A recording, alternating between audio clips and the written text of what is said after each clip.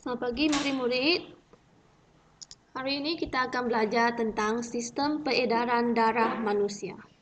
Sistem peredaran darah manusia.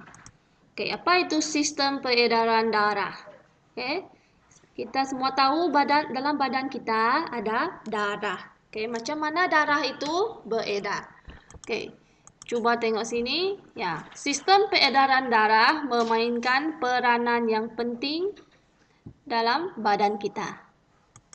Sistem ini akan mengangkut oksigen, nutrien, air dan bahan kumuh seperti karbon dioksida.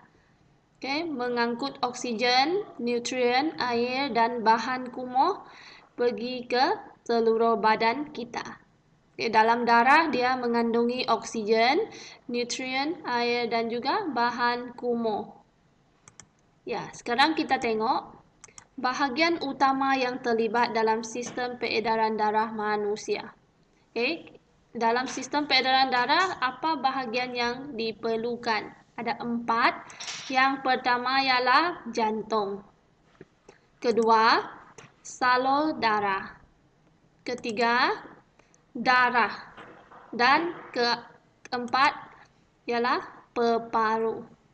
Kita perlukan 4 bahagian ini dalam sistem peredaran darah manusia. Cuba kita perhatikan. Yang pertama, jantung. Apakah fungsi jantung dalam sistem peredaran darah? Organ ini dia mengepam darah ke peparu dan juga ke seluruh bahagian tubuh. Ini ialah organ yang mengepam darah. Jantung ini dia akan mengepam darah yang kita perlukan ke seluruh badan dan juga ke peparu. Setiap kali jantung kita berdegup, jantung kita berdegup kan, darah akan dipam masuk ke jantung. Dipam masuk ke jantung dan dipam keluar jantung. Dia akan keluar dan masuk jantung. Jantung mempunyai 2 bahagian. Seperti kita dapat lihat sini, dia ada 2 warna kan? 2 warna bermaksud 2 bahagian. Bahagian kiri, dia akan mengepam darah yang mengandungi lebih oksigen ke seluruh tubuh.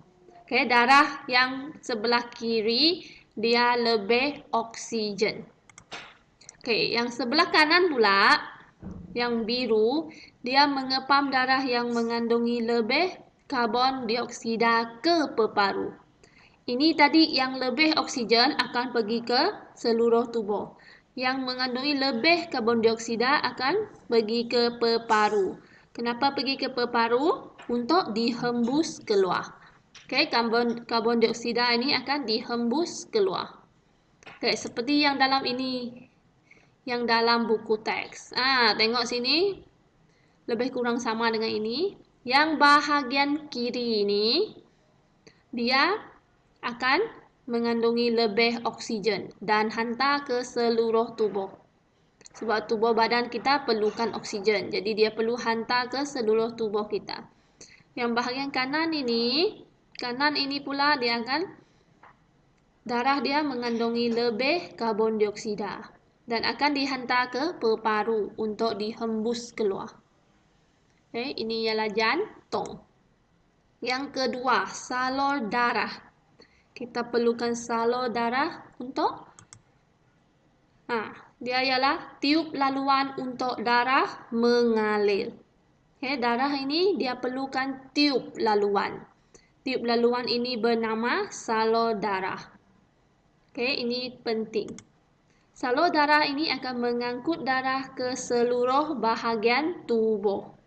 Jadi seluruh bahagian tubuh kita mengandungi salur darah. Dalam salur darah itu dia akan ada darah di dalamnya. Untuk dihantar ke seluruh bahagian tubuh. Seluruh bahagian tubuh kita memerlukan darah. Jadi ini ialah salur darah. Yang ketiga ialah darah. Darah mengalir melalui rangkaian salur darah ke seluruh bahagian tubuh.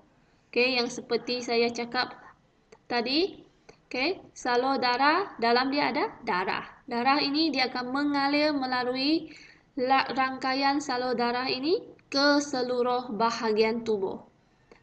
Dari kepala sampai ke hujung kaki. Semua perlukan darah. Oke, darah ini dia akan mengangkut oksigen, nutrien, air, dan bahan kumuh.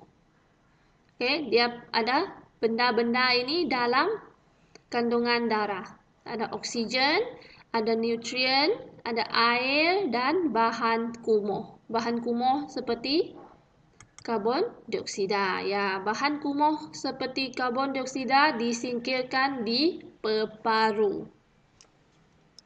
Peparu dan dihembus keluar melalui hidung. Jadi ini ketiga, bahagian yang ketiga. Yang terakhir ialah peparu. Ya, tadi sudah kata bahan kumuh seperti karbon dioksida disingkirkan di peparu. Jadi peparu pun memainkan peranan yang penting.